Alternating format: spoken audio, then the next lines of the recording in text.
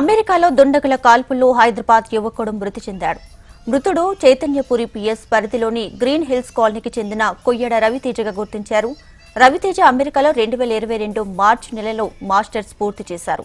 ఉద్యోగం కోసం అమెరికాలోనే ఉన్నారు. వాషింగ్టన్లో దుండగులు కాల్పులు జరిపారు. ఈ ఘటనలో రవితేజ అక్కడికక్కడే మృతి చెందాడు. రవితేజ మరణ వార్త సమాచారంతో అతని తల్లిదండ్రులు కన్నీరు మున్నీరుగా విలపిస్తున్నారు.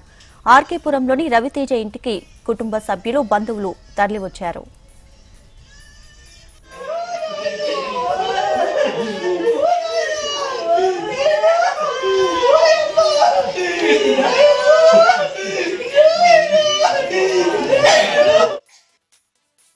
గవర్నమెంట్ నాకు చిన్న వినప్తి, నా కొడుకుని అక్కడ కాల్చిపోయపడ్డాడట. నాకు ఇప్పుడు తెలిసింది.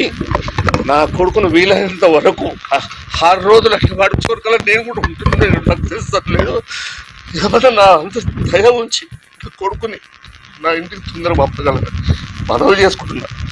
నేను ఇంతకంటే నేను ఏం చెప్తే తట్టుకోలేకపోతున్నా. దాదాపు 8 months అట్లా అవుతుంది. జాబ్ గురించి సర్చింగ్లో ఉన్నాడు. జాబ్ వచ్చినాకనే వస్తా డాడీ ఇవన్నీ చెప్పింది సార్. నాకు ఎన్నో కనుక్కున్నా కానీ చచ్చిపోయింది సార్. నా కళలన్నీ అది అసలు ముందు నడవాల్సినోడు నన్ను ముందు పెట్టుకుంటున్నాడు సార్. ఇట్లా బాధ నన్ను ఎంతో ఎత్తుకునే ఎందుకు నాకని చేశాను సార్. చెప్పు, నువ్వు చెప్పు. నా కొడుకు వీలైన తొందరగా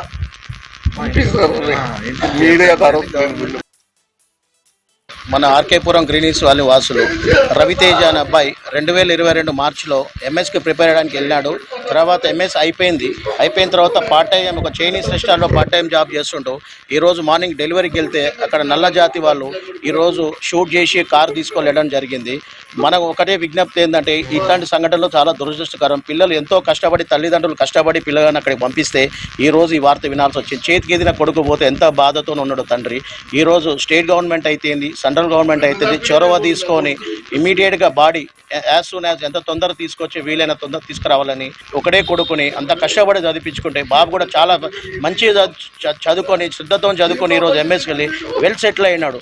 కానీ దురదృష్టవశాత్తు ఈరోజు ఈ విధంగా జరిగినది.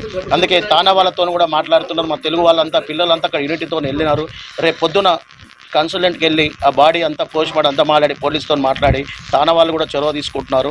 అందుకే గవర్నమెంట్ కూడా మన తెలంగాణ గవర్నమెంట్ అయితేంది, సెంట్రల్ గవర్నమెంట్ అయితేంది ఇమీడియట్ చొరవ తీసుకొని బాడీ ఎంత తొందరగా తీసుకొస్తే అంత మంచిదని.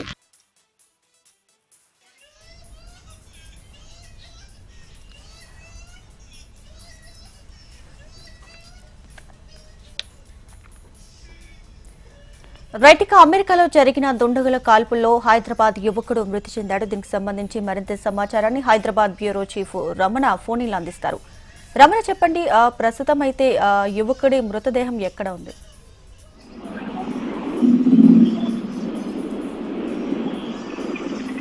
దీపిగా హైదరాబాద్ సంబంధించిన నగరానికి సంబంధించిన యువకుడు రవితేజ అమెరికా కాలంలో దుండగుడి కాల్పులో మరణించడం ఆ కుటుంబంలో తీవ్ర విషాదాన్ని నిలిచిందని చెప్పాలి. 2022 మార్చిలో తను అమెరికా వెళ్ళాడు. అమెరికా వెళ్ళిన తర్వాత అంటే తను ఆల్రెడీ ఎంఎస్ పూర్తి చేశాడు. ప్రస్తుతం ఉద్యోగాన్ని అన్వేషణలో ఉన్నాడు. జాబ్ కోసం ట్రై చేస్తున్నాడు.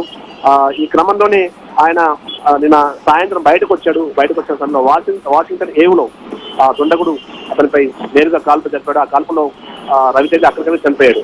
దీంతో ప్రస్తుతం తను కుటుంబం చైతన్యపురంలో నివాసంలో మాత్రం విషయాలు అందుకున్నాయని చెప్పాలి. ఎన్నో ఆశలతో అమెరికా వెళ్ళిన యువకుడు ఇట్లా కన్ను వేయడం పట్ల ఆ కుటుంబ సభ్యులను ఆవేదన చేసిన పరిస్థితి కనిపిస్తుంది. ఆర్కేపురం గ్రీన్ హిల్స్ కాలనీలో ఉన్నటువంటి కొయ్యడ చంద్రమౌళికి సంబంధించిన కుమారుడు రవితేజ ఆయన మరణం పట్ల ఆయన కుటుంబ సభ్యులైతే తీవ్రమైన ప్రస్తుతం కన్నీరు గుండెరావుతున్న పరిస్థితి కనిపిస్తోంది. మృతదేహాన్ని సాధ్యమైన తొందరగా హైదరాబాద్ తీసుకొచ్చేందుకు ప్రభుత్వం కృషి చేయాలంటే కూడా వారు ఆల్రెడీ కుటుంబ సభ్యులంటే కూడా ప్రభుత్వాన్ని విజ్ఞప్తి చేస్తున్నారు. ఆ ప్రభుత్వానికి సంబంధించిన మంత్రులను కలిసే ప్రయత్నం చేస్తున్నారు. రమణ, అయితే ఇప్పుడు యువకుడి మృతదేహం ఇక్కడికి హైదరాబాద్ రావడానికి ఎంత సమయం పడుతుంది? ఎన్ని రోజులు పట్టే అవకాశం కనిపిస్తుంది? ఎవరెవరి అధికారుల్ని అక్కడ కలవాలంటారు? ఆల్రెడీ తెలంగాణ రాష్ట్ర ప్రభుత్వానికి సంబంధించి పెద్దలతో కుటుంబ సభ్యులు చర్చలు తెలుస్తుంది. వారు విదేశాంగ శాఖతో మాట్లాడి సాధ్యమైన త్వరగా మృతదేహాన్ని నగరానికి తీసుకొచ్చేందుకైతే ప్రయత్నం చేస్తున్నట్టుగా తెలుస్తోంది. నిన్న ఈ ఇన్సిడెంట్ జరిగింది కాబట్టి ఇప్పటికే ఇన్ఫర్మేషన్ అంతా కూడా ఇక్కడ రాష్ట్ర ప్రభుత్వం ద్వారా కేంద్ర విదేశాంగ శాఖకు ఆల్రెడీ ఇన్ఫర్మేషన్ ఇచ్చారు. సో మృతదేహానికి సంబంధించిన ఫార్మాలిటీ కన్వెన్షన్ కావాల్సిన ఫార్మాలిటీ పూర్తి చేసి సాధ్యమంత తొందరలోనే వారం లోపే మొత్తంగా మృతదేహాన్ని నగరానికి తీసుకొచ్చే ప్రయత్నం చేసినట్టుగైతే అధికార వర్గాలు కుటుంబ సభ్యులకు చెప్పినట్టుగా తెలుస్తోంది.